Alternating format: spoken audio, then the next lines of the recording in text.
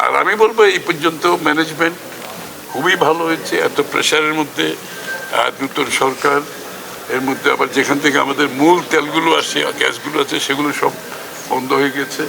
তার মধ্যে কিন্তু আমরা আমাদের সাপ্লাই চেইন, ভ্যালু চেইন, আমাদের শুধুমাত্র তেল গ্যাস না, আমাদের খাদ্যশস্য থেকে শুরু করে সবগুলো এখনো পর্যন্ত অব্যাহত আছে।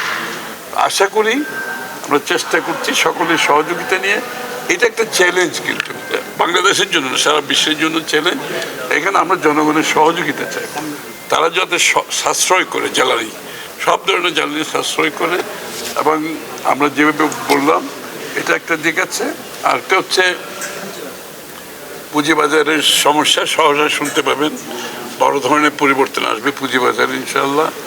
এবং আমরা পুঁজিবাজারকে একটি সত্যিকার অর্থে বিনিয়োগকারীদের জন্য, যারা লিস্টেড হবে তাদের জন্য, এবং পুঁজিবাজারের মাধ্যমে দেশের অর্থনৈতিক উন্নয়নের জন্য যে কর্মসূচি, সেটা আমরা খুব সহসা বাস্তবায়ন করব।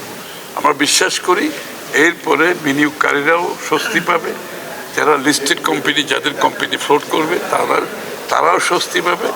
এবং বাংলাদেশের বিনিয়োগের ক্ষেত্রে সবাই যে ব্যাংকের থেকে টাকা নিয়ে যে ব্যাংকের সমস্যার সৃষ্টি করছে, এটা যাতে আগামীতে না হয়। বড় বড় বিনিয়োগগুলো যাতে পুঁজিবাজার থেকে আসে, যেটা বাংলাদেশে এতদিন ছিল না, যার কারণে ব্যাংকগুলো চাপে পড়েছে। অনেকগুলো ব্যাংক অবস্থা নেহায়েত খারাপ অবস্থা।